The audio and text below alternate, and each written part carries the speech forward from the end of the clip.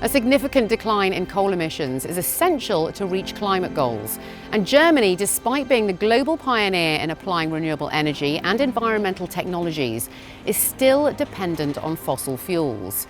LEAG is Germany's second largest power producer, which is playing a critical role in the country's energy supply and is currently undergoing a comprehensive transformation, evolving to become a leader in sustainable energy solutions, a green powerhouse for Germany and Europe. I sat down at the COP28 talks here in Dubai to talk to the CEO of LEAG, Thorsten Kramer.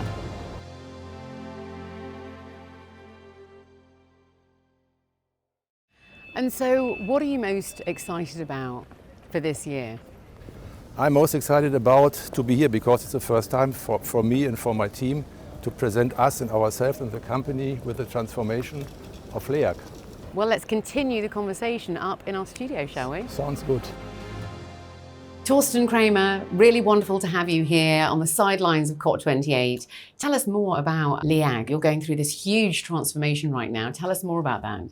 If you go on the internet and look for LEAG in the past, you will find only something about producing electricity with burning lignite. So it's a history of LEAG since a lot of years, 50, 60 years, only the same business. Now we are in a huge transformation. It's, I think, the biggest transformation in the energy sector we have today in Germany, in Europe, and maybe globally, I don't know. We transform the company in the next years to a company which is doing the same job, producing electricity, but only with CO2-free options. Means solar farms, wind farms, big battery centers, H2-ready plants in the Lausitz area, and all stuff like this.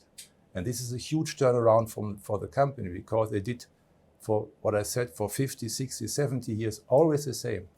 And now we have to change and transform the whole company, the employees, the region to a new life, to a new area, to produce everything out of coal.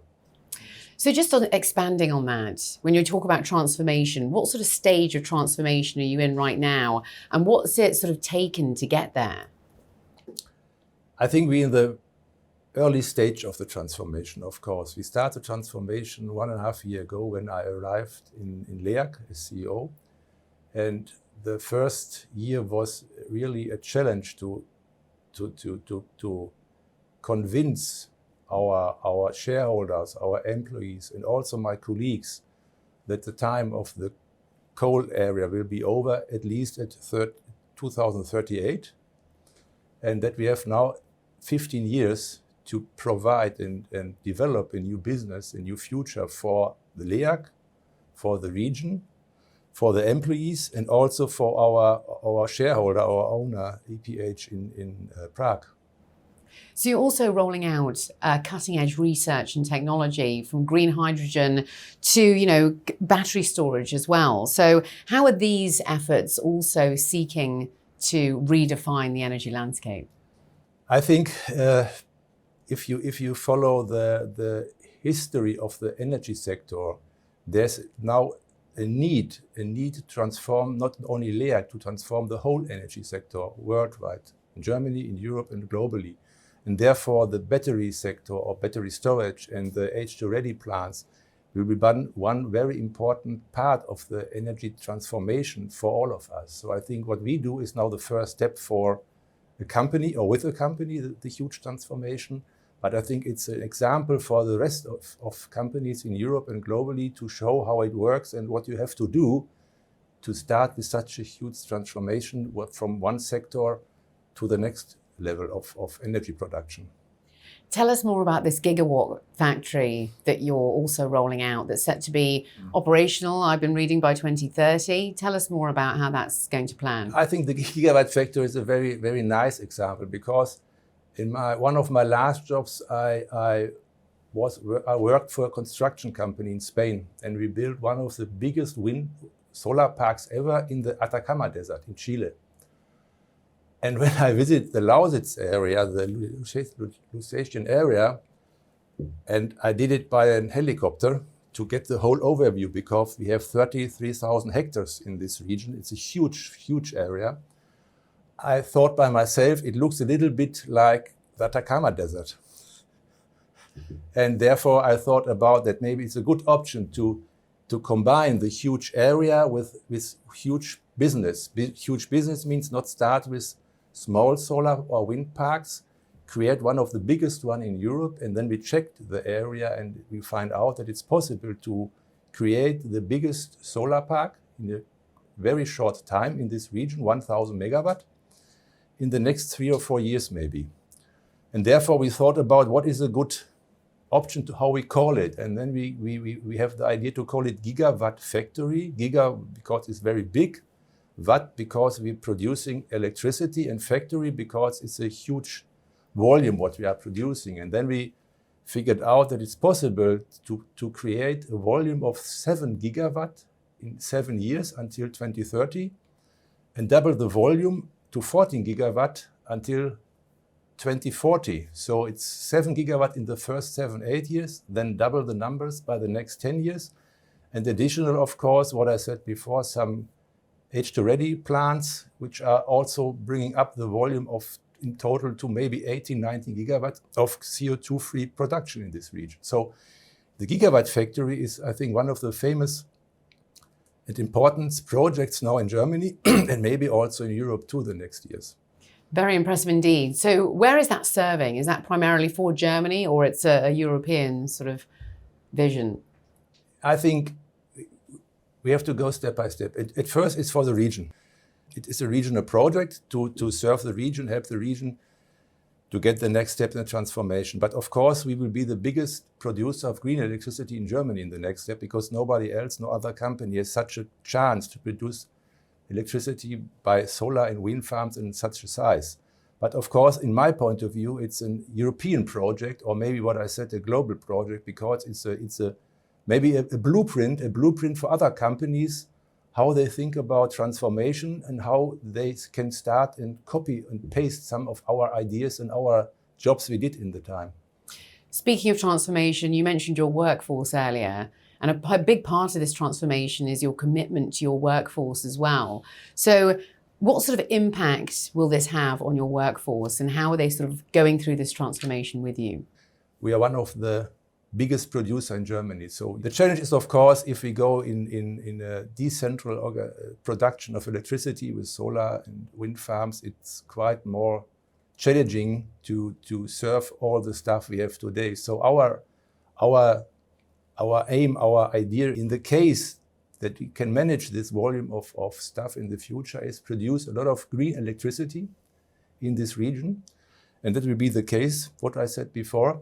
And that will help that other big industries, like battery producers, battery recultivation, and all this stuff will come in maybe in this region, because this is a region which brings the option of a lot of landscape, a lot of green electricity, and a lot of stuff available to work in new jobs in this region. So our part of this transformation is to help the region to create new jobs with other industries, because we are melting down it now step by step in 15 years.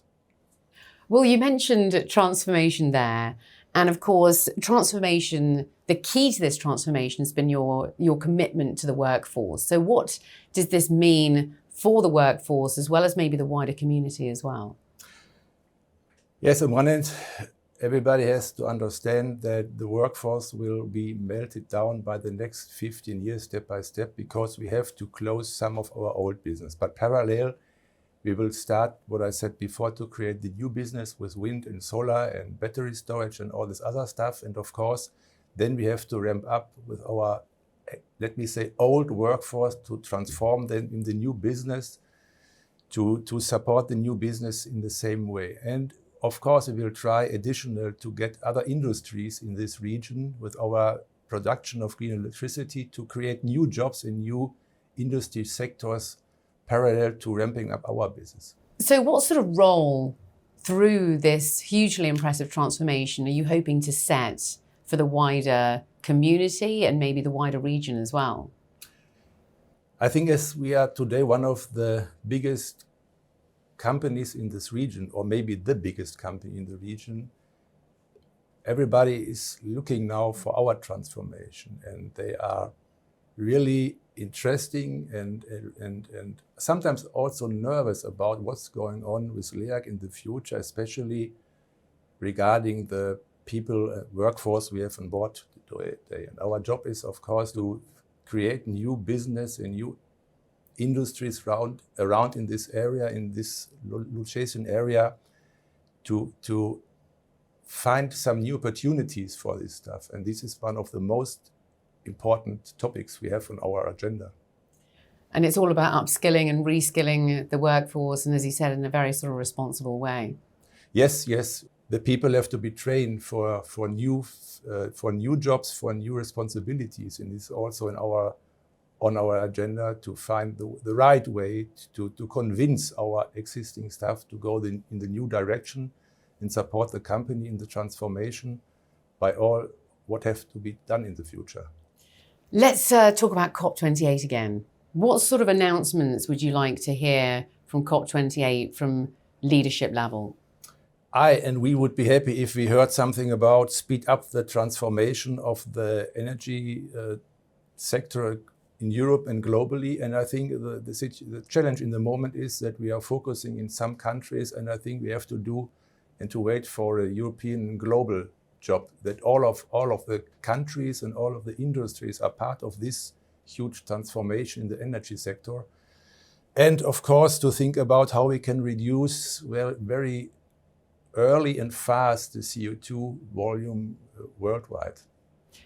Wonderful to hear what's going on over at LEAG. Thank you so much for updating us, and thank you for coming in, and enjoy the rest of COP28. Thank you.